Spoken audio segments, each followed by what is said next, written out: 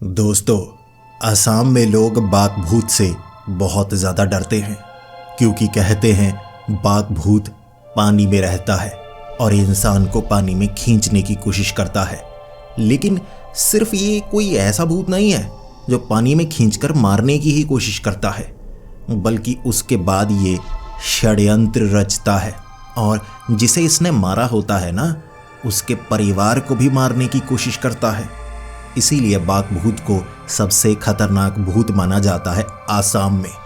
और आज मैं आपको बाघ भूत की एक ऐसी खौफनाक और डरावनी कहानी सुनाने वाला हूं ना, मेरा यकीन कीजिए आपको भी अंदर तक डर लगेगा। तो हेडफोन लगा लीजिए, कमरे की लाइट्स ऑफ कर लीजिए क्योंकि ये वक्त हो रहा है डरने का। तो ये कहानी है असम के एक छोटे से गांव के रहने वाले ईशान और रुद्रा की। दोनों भाई थे और जो ईशान था 10वीं कक्षा करने के बाद उसे पढ़ाई में बिल्कुल भी मन नहीं था, रुचि नहीं थी पढ़ाई में। वो मछली पकड़ना ज़्यादा पसंद करता था। वो अपने चाचा के साथ मछली पकड़ने के लिए जाया करता था, तो यही काम उसने अपना लिया। लेकिन जो रुद्रा था उसे पढ़ाई का शौक़ था, इसीलिए उसने पहले 12वीं की, उसके बाद वो शहर में गया, कॉलेज में पढ़ाई की, फिर उसे एक अच्छी नौकरी मिल गई थी अपने गांव के पास ही। तो दोनों भाई गांव में रहा करते थे अपने माँ बाप के साथ। लेकिन जो ईशान था वो मछली पकड़ने के लिए जाया करता था, उसमें ठीक ठाक कमाई होती और उसे यही पसंद था। जबकि जो रुद्रा था वो ऑफिस में जाया करता था और शाम को 6 बजे घर वापस आ जाया करता था। पास में था गांव के जो ऑफिस, वहां से घर आ जाया करता था। इस तरह से उनकी ज़िंदगी बड़ी अच्छी कट रही थी, सब कुछ ठीक था। घर अच्छा बना लिया था उन्होंने, दोनों भाइयों ने मिलकर, और माँ बाप भी खुश थे कि जिसे जो पसंद है वो वही कर रहा है, किसी पर कोई ज़बरदस्ती नहीं है। लेकिन पहले जो नहीं हुआ था, इस बार कुछ ऐसा हुआ जिसने दोनों भाइयों की जिंदगी बदल दी थी। जो रुद्रा था वो ईशान के साथ कभी कभी जाया करता था, क्योंकि बचपन में अपने चाचा के साथ ना सिर्फ ईशान बल्कि रुद्रा भी जाया करता था। तो दोनों मछली पकड़ने के लिए जाया करते। अब जो ईशान था उसे ज़्यादा पसंद था मछली पकड़ना, कि इसमें जल्दी पैसे बन जाते हैं, कौन 1 महीने का इंतज़ार करे। रुद्रा नौकरी करना चाहता था, लेकिन वो भी मछली पकड़ने के लिए कभी कभी अब ईशान के साथ जाया करता था। जैसे शनिवार रविवार की छुट्टियाँ है तो जो ईशान कहा करता था कि रुद्रा चल मेरे साथ, मैं किसी और को लेकर जाऊंगा, उससे अच्छा है तू मेरे साथ चल ले। तो इस तरह से रुद्रा ईशान के साथ जाया करता था। शाम के वक्त मछली पकड़कर वो वापस आते, मंडी में मछली पहुंचा दिया करते थे, फिर वापस आते कमाई करके। अब इस बार पिछले 3 से 4 दिनों में काफ़ी ज़्यादा बारिश हो रही थी और जितने भी मछुआरे थे वो मछली पकड़ने के लिए गए ही नहीं थे। लेकिन जो ईशान था उसे लग रहा कि 2-3 दिनों से मैं कुछ घर लेकर ही नहीं आया, ऐसा लग रहा है जैसे मैं निकम्मा हो गया हूँ। तो सुबह सुबह ईशान ने कहा कि भाई मुझे थोड़ा आगे छोड़ देगा, आज मुझे मछली पकड़ने के लिए जाना है। अब बाइक से छोड़ देगा, मेरा काम थोड़ा आसान हो जाएगा। अब यहाँ और कोई तो मुझे मिलने वाला नहीं जो मुझे उस तालाब के करीब छोड़ दे। जिसके बाद रुद्रा ने कहा था, भाई बारिश देख कितनी हो रही है, कई इलाकों में पानी भर चुका है और तालाब में भी पानी बहुत ज़्यादा है और इस तरह मछली पकड़ने में परेशानी भी होगी।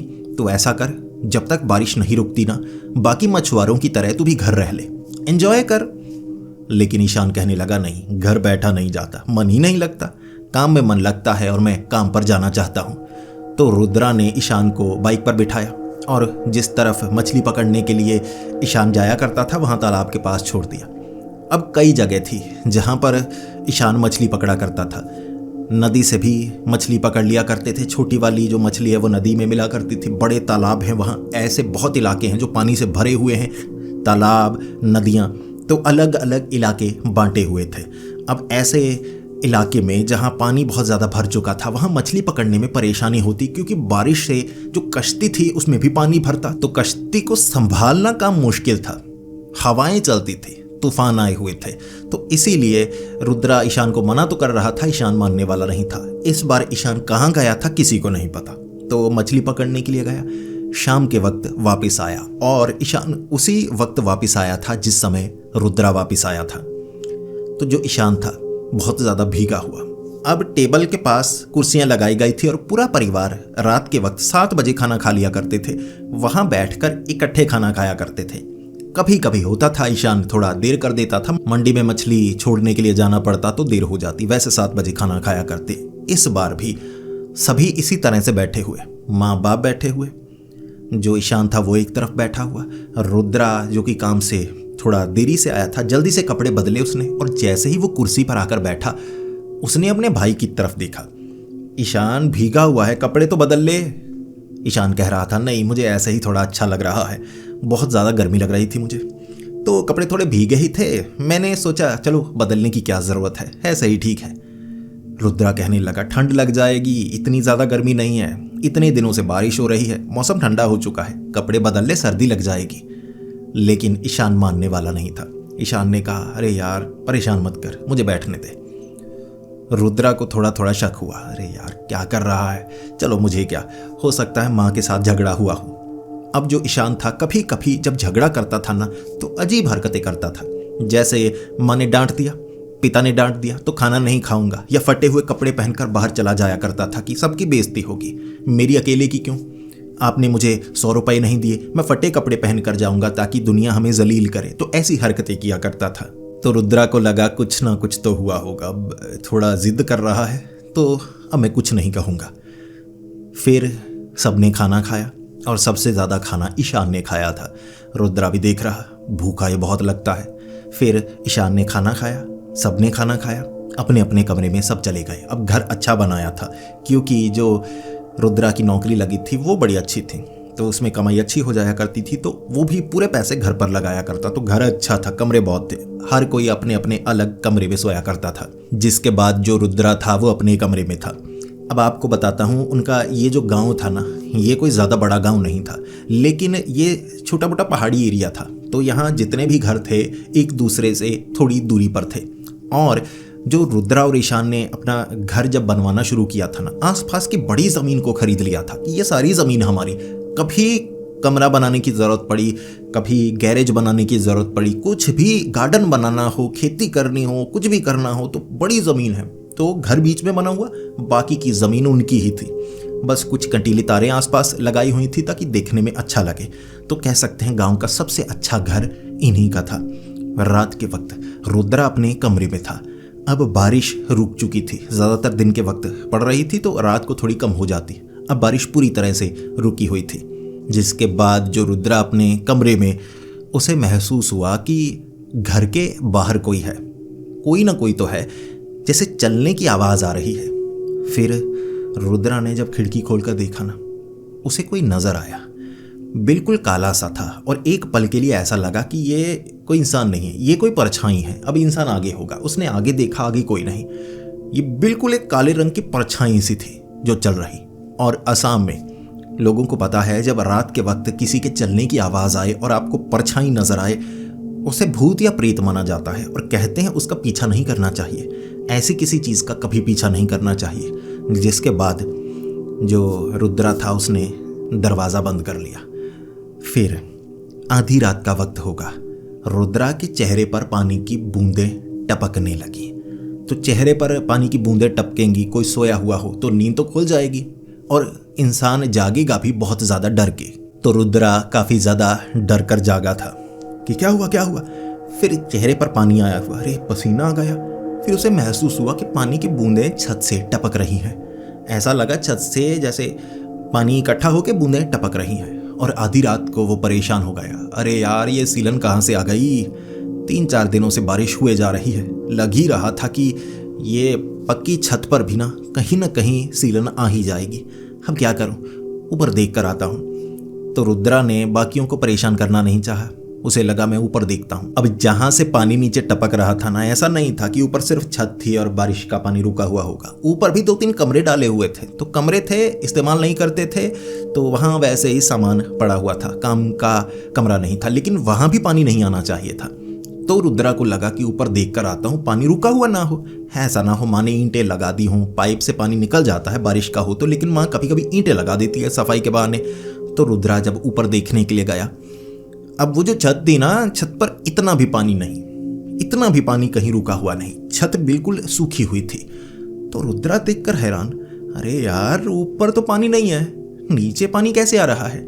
कोई पाइप तो लीक नहीं कर रही? अरे वो तो बड़ी परेशानी हो जाएगी, फिर छत को उखाड़ना पड़ जाएगा। अरे अब क्या करूं, अब किसी को परेशान भी नहीं कर सकता। ऐसा करता हूं, सुबह देखता हूं। अभी के लिए बेड थोड़ा खिसका लूंगा ताकि मेरे ऊपर और बेड के ऊपर पानी ना गिरे। छत पर था रुद्रा, और रुद्रा जैसे ही नीचे जाने वाला था उसका ध्यान आगे बढ़ गया, क्योंकि आगे बालकनी जैसी बनाई थी, रेलिंग तो नहीं लगी थी, ऐसे ही बालकनी खाली थी। तो वहां से उसने आगे देखा, वही परछाई वाला आदमी उसे नजर आया। और अब तो आगे लाइट लगी थी, घर के आगे उन्होंने लाइट लगाई तो साफ नजर आ रहा, वो तो परछाई थी, बिल्कुल परछाई। वो परछाई चल रही और उसकी टांगे नहीं थी। परछाई ऐसी जैसे लड़कियों ने साड़ी पहनी हो तो नीचे टांगे नजर नहीं आती ना, कुछ भारी सा नजर आता है, तो ऐसा था कुछ। और इसे देखकर रुद्रा एक बार के लिए बहुत ज्यादा डर चुका था। तो रुद्रा आ गया नीचे कि मुझे उस तरफ देखना ही नहीं चाहिए, घर के आसपास परछाई नजर आ रही है। तो कोई आसपास हादसा तो नहीं हुआ? माना जाता है कि आसपास अगर कोई मरा हो, कोई हादसा हुआ हो, तब ऐसा कुछ नजर आने लगता है, ये भूत प्रेत होते हैं। रुद्रा नीचे आ गया। रात को कब वो पानी का टपकना बंद हुआ पता नहीं चला, लेकिन चलो सुबह तक पानी टपक नहीं रहा था, ठीक हो चुका था। फिर सब सुबह सुबह खाना खाने के लिए 6 साढ़े 6 बजे उठ चुके थे। तो इकट्ठे टेबल पर बैठे हुए, और रुद्रा ने ईशान की तरफ देखा। ईशान, कर क्या रहा है तू? कपड़े क्यों भीगे हैं तेरे? क्या तेरे बेड के ऊपर भी पानी टपक रहा था? मेरे कमरे में तो ऊपर से पानी टपकने लगा था। तो ईशान ने कहा, हाँ ऊपर से पानी टपक रहा था। रुद्रा ने कहा, तो पानी टपक रहा था, बेड को खिसका लेता। मैंने परेशान नहीं किया, मुझे लगा मेरे ही कमरे में पानी आया होगा। अब तुम्हारे कमरे में भी पानी आया और इतने गीले हो तो कपड़े बदल लो। जिस पर ईशान ने कहा, नहीं ठीक ही लग रहा है, कोई खास फर्क नहीं, वैसे भी मुझे बाहर जाना है, कपड़े भीगे ही हैं तो ऐसे ही ठीक है।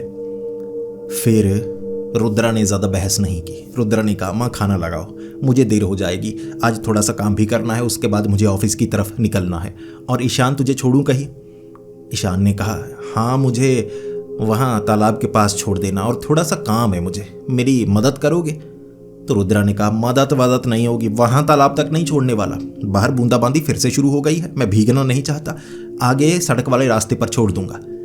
ईशान ने कहा, नहीं भाई, तालाब के पास छोड़ दे, छोटी सी मदद कर दे, मेरी कश्ती आगे की तरफ नहीं बढ़ती, कोई मुझे और नहीं मिलेगा, तू थोड़ी मदद कर दे। रुद्रा ने कहा, तू पागल है, तुझे पता है ना ऑफिस में देर हो जाएगी, मैं नहीं जाने वाला।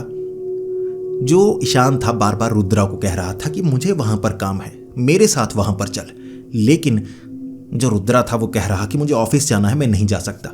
फिर ईशान ने अपने पिता से पूछा, और इस तरफ से रुद्रा ने कह दिया, पिताजी मत जाना, बारिश हो रही है, तो पागल है, अब पिताजी थोड़ा बीमार भी हैं, बाहर बारिश में लेकर जाएगा।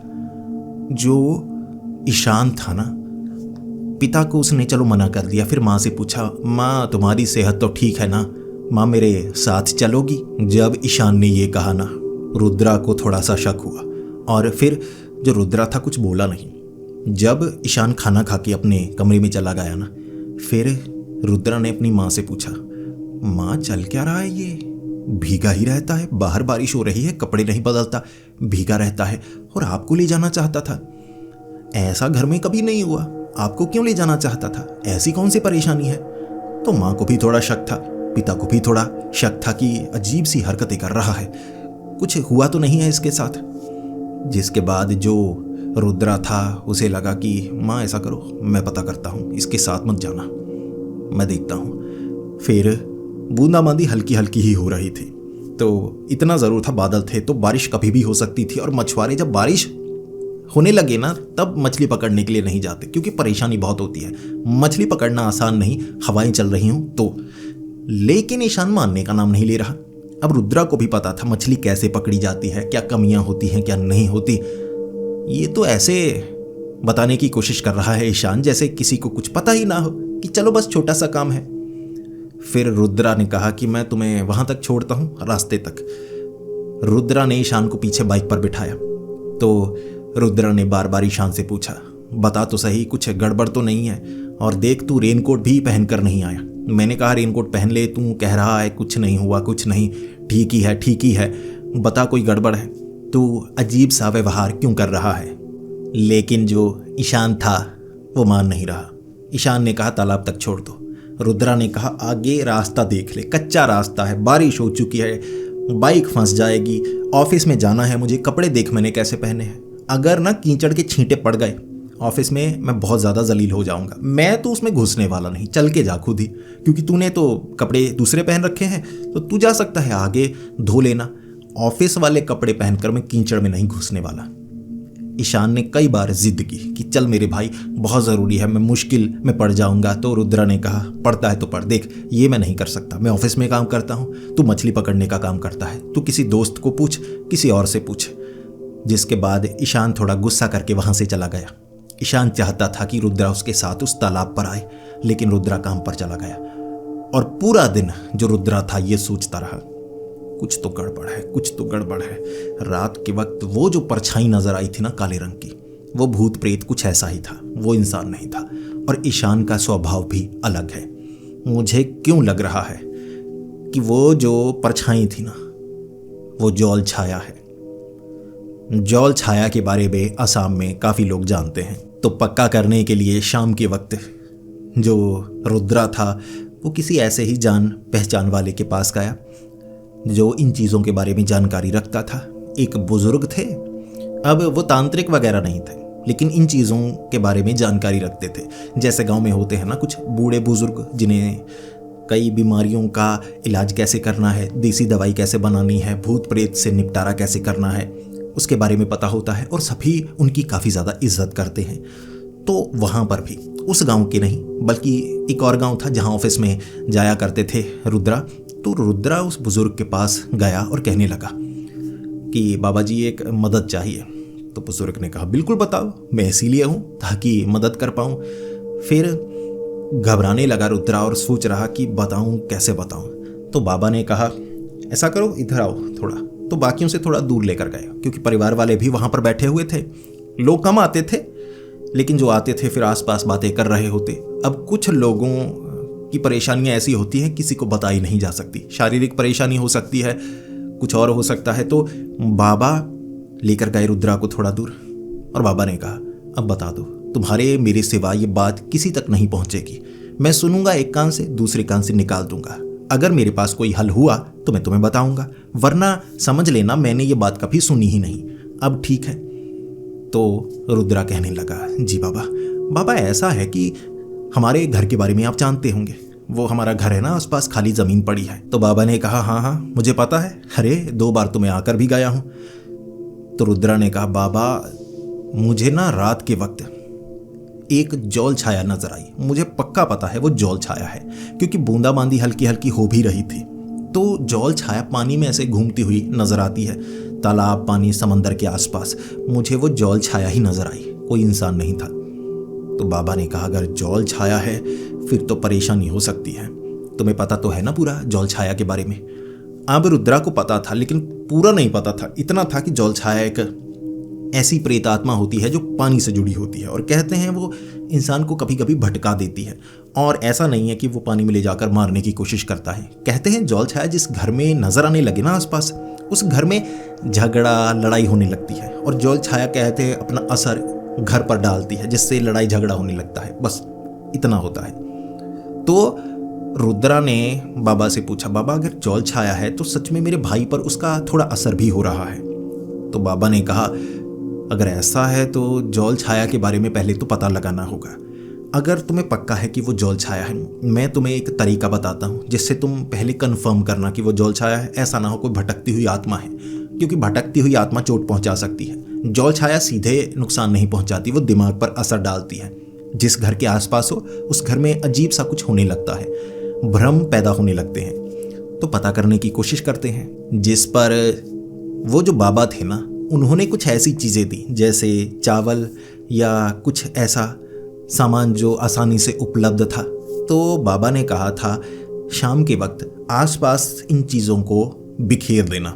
अगर तो प्रेतात्मा है तो इसके करीब ही नहीं आएगी। लेकिन जौल छाया अलग तरह का जीव होता है, या कहें अलग तरह की आत्मा होती है, पानी से जुड़ी हुई भटकाने वाली। तो वो इस चीज़ को पार कर पाएगी, जो तुम हद बनाओगे उसे पार कर पाएगी। लेकिन फिर अंत में ये चीज़ लगाना, अगर वो जौल छाया है पहले स्तर को पार कर लेगी, दूसरा स्तर उससे पार नहीं होगा, समझ लेना कि इसके आगे नहीं आ रहा, ये जौल छाया है। अगर वो जौल छाया है फिर उसका पीछा करना। जौल छाया आ कहाँ से रहा है और तुम्हारे परिवार के पीछे क्यों है, पता करने के लिए उसका पीछा तो करना होगा। और अगर तुम्हें लगता है कि तुम्हारे भाई पर जौल छाया का असर हो रहा है तो ऐसा करो, तुम अपने भाई को इसके बारे में मत बताना, क्योंकि जौल छाया का असर जिस परिवार पर होता है, जो सबसे ज़्यादा उसके काबू में आ जाता है, वो झगड़ा भी ज़्यादा करता है, वो अजीब हरकतें भी ज़्यादा करता है। तो अगर तुम कहोगे वो जौल छाया है तो उसका पीछा करना तुम्हारे लिए खतरनाक हो सकता है, तो ये काम अकेले करना। रात के वक्त रुद्रा ने ऐसा किया। अब शाम के वक्त ही जो ईशान था घर आ चुका था और ईशान कहने लगा कि आज तो दिन काफ़ी ज़्यादा अच्छा रहा और इतनी मछली पकड़ी कि एक जगह मैंने रखी हुई है, कल वहाँ से निकालना है, तो भाई मेरी मदद कर देना। तो रुद्रा ने कहा चलो कल देखते हैं। अब जो रुद्रा था उसने बहस करने में समझदारी समझी ही नहीं। अगले दिन ऑफिस जाना था लेकिन फिर भी कह दिया कि देखते हैं, और रात को वो जौल छाया के बारे में जानना चाहता था। जिसके बाद रुद्रा ने क्या किया, शाम के वक्त ही वो जो चावल थे वगैरह बिछा दिए, माँ को बता दिया था कि माँ बाहर मत जाना, मैं कुछ कर रहा हूँ, भरोसा रखना मुझ पर। तो माँ का भरोसा था रुद्रा पर, रुद्रा बड़ा था ना, इसलिए रुद्रा कुछ करता था तो सबको यकीन जल्दी हो जाता। ईशान जो था ना वो थोड़ा शरारती था बचपन से और पढ़ने में भी ऐसा ही था, इसीलिए मछुआरा बना था। तो रुद्रा ने सब कुछ कर दिया और जैसे ही रात के वक्त सच में वो जौल छाया थी, वो काले रंग की परछाई नजर आ रही, इतनी लाइट में भी वो काला काला परछाई, कपड़ा ही पता नहीं चल रहा कि पहना है, जैसे परछाई उठकर खड़ी हो गई हो। नीचे टांगे नहीं थी, भारी सा शरीर था नीचे, जैसे मिट्टी से बना हुआ हो, ऐसे ही निचुड़ रहा। तो ऐसे चलते चलते घर के करीब नहीं आ पाया वो, जिसके बाद करीब आते ही पीछे की तरफ मुड़ने लगा और जो रुद्रा था वो पहचान गया ये जौल छाया कहाँ से आ रहा है, किस पानी से आ रहा है, क्योंकि जहाँ से ये आ रहा है वहाँ उस पानी का निपटारा किया जाए, उतारा किया जाए तो काम ही खत्म, घर का कलेश सब कुछ ठीक हो जाएगा। तो जौल छाया असर कर रही है ईशान पर, ये रुद्रा ने माना हुआ और रात को जौल छाया का पीछा शुरू कर दिया। और कहते हैं जौल छाया का जब कोई पीछा करता है वो डरती बहुत है, बड़ी जल्दी जल्दी पानी के अंदर जाना चाहती है, और जिस पानी में वो जाती है काम आसान, उतारा करो परेशानी खत्म। रुद्रा था, उसने जौल छाया का पीछा किया। अब जौल छाया इतनी दूर गई, वहां से चलकर गांव से बहुत बाहर उन तालाब वाले एरिया की तरफ। वहां तालाब ऐसे थे जैसे छोटे छोटे कई तालाब बने हुए। अब बीच में जब बारिश बहुत ज़्यादा हो जाए तो एक तालाब का पानी दूसरे में भी आने लगता है, नदियाँ सी छोटी सी बन जाती हैं जिससे सभी तालाब जुड़े होते हैं, जैसे छोटे छोटे गड्ढे बारिश ज़्यादा हो जाए जुड़ ही जाते हैं, बड़ा हिस्सा बन जाता है तो उस पानी में। और रुद्रा परेशान हो गया कि ये तो बड़ा पानी है, ये जौल छाया तो इसमें गई है, अब किस जगह से खास तौर पर जुड़ी है ये समझ में नहीं आएगा। तो रुद्रा को लगा बाकी मैं बाबा से बात करूंगा, देखते हैं बाबा क्या बताते हैं, तो कैसे इससे निपटारा करना है। हमारे घर के आसपास जौल छाया क्यों घूम रही है, किसी ने काला जादू किया है या बात कोई और है। तो जो रुद्रा था वो अगली सुबह तैयार था कि मैं सबसे पहले बाबा के पास जाऊं ताकि निपटारा हो। ईशान इस बात पर अड़ा, रात के वक्त तुमने कहा था मेरे साथ जाओगे, मेरी मदद करोगे। तो रुद्रा ने कह दिया भाई मुझे बहुत जल्दी निकलना है, तू बाद में जाएगा, मैं निकलने वाला हूँ। तो लड़ाई झगड़ा करके रुद्रा निकला कि झगड़े तो होंगे क्योंकि जौल छाया नजर आ रही है, परिवार पर असर डाल रही है। फिर बाबा से मिला रुद्रा और रुद्रा ने बता दिया कि वो जौल छाया थी, मैंने पानी में खुद जाते हुए उसे देखा, वो चलता हुआ गया, पानी के अंदर चला गया और इतने समय मैं इंतजार करता रहा कि वो बाहर निकलेगा, नहीं निकला। वो परछाई थी जो पानी में गई, जौल छाया। अब जौल छाया ऐसा नहीं कि सीधे पकड़ ले मार दे, ये सिर्फ भ्रमित करती है, इतना खतरा बस, ज़्यादा कुछ नहीं, और निपटारा इतने में लोग कर ही लेते हैं। तो बाबा ने कह दिया तुम ऐसा करो, मैं तुम्हें एक टोकरी बना कर देता हूँ, तो टोकरी उस पानी में छोड़ देना, फिर वो तैरेगी, धक्का दे देना, वो तैरती रहेगी। तो उसके बाद पीछे मुड़कर मत देखना, अगर कोई आवाज़ लगाए तो मुड़ना मत और पानी को छूना मत, इस तरह से वापस आ जाना, तो जौल छाया से निपटारा हो जाएगा। लेकिन इतना है कि वो जो टोकरी है घर में हर किसी का एक बार हाथ ज़रूर लगा लेना, ताकि घर में जिस पर भी उसका असर है सबका उतारा हो जाए, फिर झगड़े खत्म हो जाएंगे। रुद्रा जब शाम के वक्त घर आया था ना, तो रुद्रा को पता लगा कि ईशान घर आया ही नहीं है। वो सुबह का गया हुआ है, गुस्से में गया था। पिता से पूछा चलो काम है बहुत ज़रूरी, मदद करो। पिता ने कहा मैं कहाँ जाऊँगा, बूंदाबांदी हो रही है, बारिश वैसे भी तेज़ होने वाली है, माँ बाहर जाने वाली नहीं, वो तालाब वाले इलाके में माँ को लेकर मत जाना। तो ईशान गुस्से में, और पिता ने कहा था किसी दोस्त को ले जा। ईशान ने कहा था नहीं, मुझे एक परिवार से ही मदद चाहिए। भैया भी मदद नहीं करते, आप भी मदद नहीं करते, तो झगड़ा करके गया है। जिसके बाद जो रुद्रा था उसने सोचा हुआ था कि मैं ये टोकरी का हाथ सबका लगवाऊंगा, फिर तालाब में छोड़ दूंगा, लेकिन माँ का हाथ लगा लिया, पिता का हाथ लगा लिया। ईशान का हाथ कैसे लगवाऊं? वक्त 7:30 बजे का हो गया, अंधेरा हो चुका था और ईशान अब तक घर नहीं आया था। 7 बजे तो खाना खा लिया करते थे, 7:30 बजे तक घर नहीं आया, कुछ तो परेशानी है। अब ये देखने के लिए टोकरी भी संभाल ली रुद्रा ने कि जहाँ होगा वहीं से हाथ लगा के तालाब में मैं छोड़ दूंगा, बता दूंगा उसे, कोई डरने वाली बात नहीं है। फिर रुद्रा निकला घर से बाहर। अब अंधेरा हो चुका था। आस पड़ोस में पूछा, क्योंकि ईशान जिनके साथ जाया करता था सबसे पूछ लिया। सब कह रहे हैं कि ईशान कुछ दिनों से मिल ही नहीं रहा, पता नहीं अकेला चला जाता है, कहाँ जाता है। मछली लेकर तो वो मंडी में आया ही नहीं। रुद्रा सोचने लगा मंडी में आया नहीं, अगर आया नहीं वो तो कह रहा था मछली ही बहुत ज़्यादा पकड़ी, कमाई बहुत ज़्यादा हुई है। तो जो रुद्रा था वो काफ़ी ज़्यादा परेशान। अब बारिश हो रही थी, देखिए 8 साढ़े 8 बजे का वक्त हो चुका था। 2 बार घर वापस आकर देख चुका था ईशान आया या नहीं। घर वाले कह रहे नहीं आया। फिर रुद्रा को लगा अब मंडी जाकर देख कर आता हूँ, वैसे तो बंद हो चुकी होगी, लेकिन हो सकता है और मछुआरे वहाँ पर हों, कोई और नया दोस्त बना हो। अब पता भी नहीं है कि किस तालाब के पास जाता है। बात तो उस तालाब की कर रहा था, वो पीछे वाली, वहाँ पर मछली अच्छी मिल जाती है तो वहाँ से वो निकाल लिया करता था। वो इलाका हमारे इलाके में आता है। तो जो रुद्रा था वो पहले तो मंडी गया, वहाँ कोई भी ऐसा नहीं था जो ये बता पाए कि ईशान इस समय कहाँ पर है। पहले आया करता था, अब किसी को याद नहीं रहता कोई कब मछली लेकर आया है। फिर रुद्रा सोच में पड़ा कि ईशान कहाँ मिलेगा, मैं ढूंढूं तो कहाँ ढूंढूं। रुद्रा बहुत ज़्यादा परेशान, और जिसके बाद रुद्रा आ गया वापस। 10 बजे ईशान घर आया था, 10 बजे। रुद्रा ने गुस्से में कहा कहाँ था, इस समय कहाँ था, तुझे पता नहीं लगता, घर बताना होता है। ईशान ने कहा मैं नहीं बात करूंगा। तो ईशान गुस्से में था, बात ही नहीं करना चाहता था। ईशान ने रुद्रा को कहा भैया आपने मदद नहीं की, मैं नहीं घर आऊंगा, मेरा तो काम ही फंसा पड़ा है।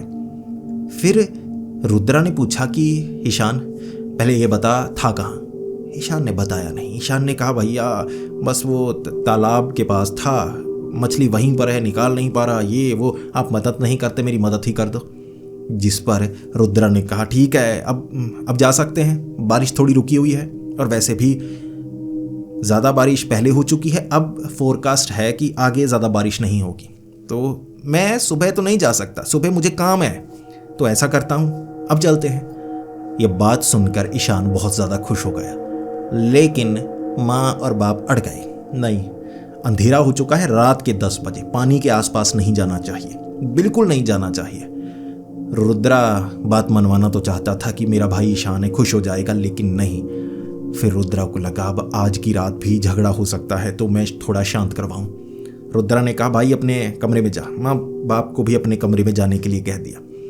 फिर रुद्रा को था कि वो जौल छाया नज़र तो आएगी, अब निपटारा नहीं हुआ, मेरे भाई का हाथ एक बार लग जाए फिर मैं बाकी बाद में देखूंगा। आज रात भी वैसे जा सकता हूँ अगर भाई हाथ लगा दे, लेकिन भाई हाथ नहीं लगा रहा था, कमरे में चला गया और बहुत भीगा हुआ था। अब पिछले 2-3 दिनों से जो ईशान था बहुत ज़्यादा भीगा होता, इतना गीला कि बीमार हो जाना चाहिए था, लेकिन नहीं, ना उसकी चमड़ी सफ़ेद पड़ी थी। जब कोई बहुत ज़्यादा गीला हो तो चमड़ी हमारी सफ़ेद पड़ने लगती है, हमारे शरीर का मैकेनिज्म ऐसा होता है। आपने देखा होगा पसीना ज़्यादा आ जाए तो पैर सफ़ेद सफ़ेद से दिखने लगते हैं, मांस थोड़ा नरम सा हो जाता है, लेकिन जो ईशान था उसके साथ ऐसा कुछ नहीं हुआ था। तो रुद्रा को थोड़ा शक हो रहा। अब रुद्रा ने ईशान के कमरे में जाकर कहा, अब इतना समय हो चुका, और रुद्रा ने कहा भाई कल पक्का जाऊंगा, सुबह पक्का। ईशान ने कहा भैया फिर से झूठ। रुद्रा ने कहा पक्का जाऊंगा, मैं वादा करता हूँ। फिर ईशान खुश हो गया। इस पर जो रुद्रा था उसने कहा भाई हाथ लगा दे इस टोकरी को। तो ईशान ने हाथ लगाया कि लो भैया। अब ईशान को पता नहीं था कि रुद्रा क्या करना चाहता है। रुद्रा को शक था कि जौल छाया ये कर रही है, बाहर वो जौल छाया नजर आ रही है। तो रुद्रा ने हाथ लगवाया, अपने कमरे में आ गया। फिर रात के वक्त अपने आप कमरा गीला हो चुका था, बहुत ज्यादा गीला। दीवार पर सीलन आ चुकी थी, ऊपर से पानी टपक रहा। रुद्रा छत पर गया, पानी नहीं था, नीचे पानी था। ईशान के कमरे में गया, ईशान का पूरा बेड भीगा हुआ, अंदर से बदबू बहुत ज्यादा आ रही। बेड पर काले रंग की काई आ चुकी थी, दीवारों पर भी काई। ईशान किसी को अपने कमरे में आने नहीं देता था। कभी कभी कुछ छिपा लिया करता था, कोई चीज लेकर आता था।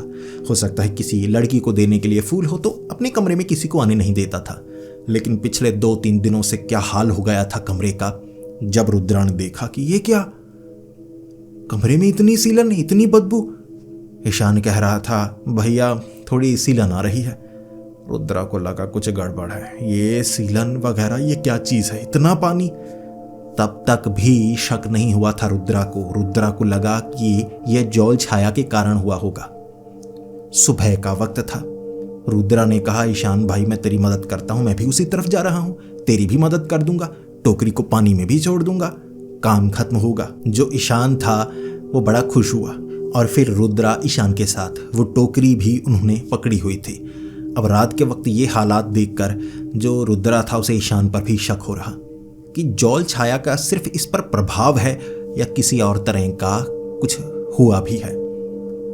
तो रुद्रा ईशान के साथ वही तालाब वाला एरिया था। जो ईशान था ना, वो रुद्रा को कहने लगा, भैया पहले आप कर लो जो करना चाहते थे। तो रुद्रा ने पानी में वो टोकरी को बहा दिया। फिर ईशान रुद्रा को वो तालाब के बीच में से बड़े तालाब की तरफ ले जा रहा। वो बड़े इलाके में मछली ज्यादा हुआ करती थी, पानी बहुत ज्यादा गहरा था, वहां भी कुछ मछुआरे हुआ करते थे। तो जो ईशान था रुद्रा को वहां पानी में लेकर गया। ईशान पतवार चलाए जा रहा, रुद्रा पीछे बैठा हुआ। रुद्रा को शक हो रहा कि भाई तूने कहा था मछली पकड़ी है, उसे निकालना है, तू तो मुझे पानी में लेकर जा रहा है। तब ईशान ने जवाब देना बंद कर दिया। ईशान जवाब ही नहीं दे रहा। तो पतवार चलाते चलाते ईशान रुद्रा को, वहां कुछ पहाड़ी एरिया थे, तो तालाब ऐसे था कि ऐसे नहीं, सामने पूरा तालाब नजर आ रहा, छोटे हिस्से, छोटे टापू जैसे छोटे छोटे बने हुए, बीच में से निकाल निकाल के झील वाले इलाके से कहीं ऐसी जगह पर ले गया कि रुद्रा डरने लगा। ईशान जवाब ही नहीं दे रहा कि रुद्रा ले जाए कहां जा रहा है। रुद्रा को जब तक थोड़ा थोड़ा शक होना शुरू हुआ, तब तक बहुत देर हो चुकी थी। ईशान था पतवार चलाते चलाते कश्ती को एक ऐसे वीरान सी जगह पर ले गया ना। इस जगह के बारे में रुद्रा को पता था, ईशान को ज्यादा नहीं पता था। रुद्रा पहले जब कभी साथ में आया करता था या अकेले आया करता था तो इस तरफ आता था। जब कश्ती एक जगह लगाई ईशान ने, रुद्रा का चेहरा उतर गया। वहां पानी थोड़ा छिछला था, छिछला यानी कि ज्यादा गहरा नहीं, कह सकते हैं 6 फुट या 7 फुट होगा। अब ऊपर एक लाश तैर रही थी, एक ताजा लाश, ईशान की लाश थी। वो शरीर फूला पड़ा था, मुंह भी फूला हुआ था। देखते ही रुद्रा ने पहचान लिया, और जब ये लाश देखी रुद्रा तब समझ गया कि ये ईशान ये है ही नहीं, ये कुछ और है जो बिल्कुल मेरे भाई जैसा लग रहा। बाघ भूत था वो, बाघ भूत जो इतने दिनों से यही कोशिश कर रहा था कि परिवार का कोई सदस्य पानी के करीब आ जाए। ऐसे ही होते हैं बाघ भूत, जिसे पानी के अंदर खींचकर मार देते हैं, कहते हैं उसके जैसे बन जाते हैं, और बात वहीं खत्म नहीं होती, फिर उनके जैसे बनकर परिवार तक जाने की कोशिश करते हैं, और परिवार से भी लोगों को पानी के अंदर ले जाकर पूरे परिवार को खत्म करने की कोशिश करते हैं। इसीलिए बाघ भूत को खौफनाक भूत कहा जाता है, पानी का भूत।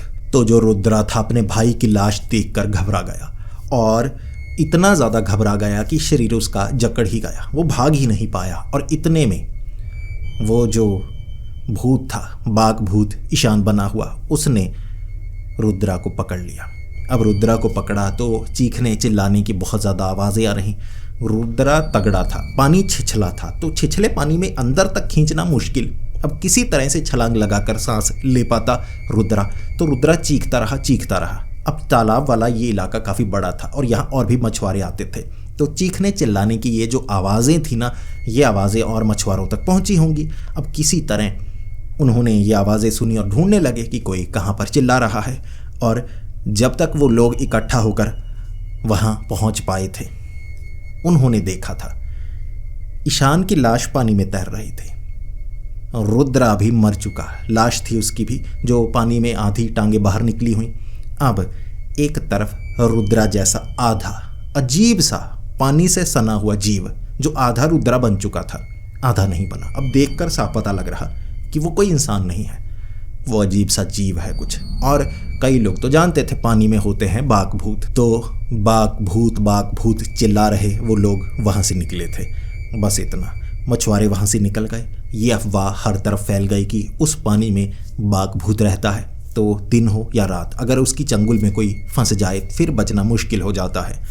बाद में 2 लाशें निकाली गई थी, रुद्रा की लाश और ईशान की लाश, और परिवार वालों को इसके बारे में बताया गया। परिवार वाले भी यकीन नहीं कर पा रहे, बाबा भी जानते थे कि चल क्या रहा है। अब वो जो बाबा थे, उन्होंने घर आकर ये बात बताई कि रुद्रा कब से जौल छाया पर शक कर रहा था। वो भी पानी में रहने वाली ये आत्मा होती है जो कहते हैं परिवार पर असर डालती है, लेकिन वो भी शायद, क्योंकि ये जो जौल छाया है, कहते हैं बाघ भूत के करीब भी होती है कभी कभी। जहाँ बाघ भूत वहाँ जौल छाया, दोनों एक दूसरे को नुकसान नहीं पहुंचा सकते, लेकिन एक दूसरे के करीब थोड़ा सुरक्षित रहते हैं, हो सकता है। तो घर में ईशान था जो असल में बाघ भूत था, तभी जौल छाया आसपास नजर आती थी और किसी को शक हुआ ही नहीं। ये सब जौल छाया नहीं कर रहा था, बाघ भूत घर में था और पूरे परिवार को मारना चाहता था। इस तरह से दोनों भाई मारे गए। परिवार को बहुत दुख लगा था और उस इलाके में उसके बाद मछुआरे बिल्कुल जाना उन्होंने बंद कर दिया, और लोगों में डर बहुत ज़्यादा बढ़ चुका था कि बिल्कुल रूप अपना लेता है, और जब रूप अपनाए, घर में आए और तालाब में ले जाने की कोशिश करे तो नहीं जाना है। अगर आपको शक हो कि आपके परिवार का सदस्य भीगा रहता है, पानी में भीगता रहता है और सूखने से उसे डर लगता है, समझो वो बाघ भूत है और वो आपके किसी अपने को मार चुका है, वो रूप धारण करके पहुंचा है।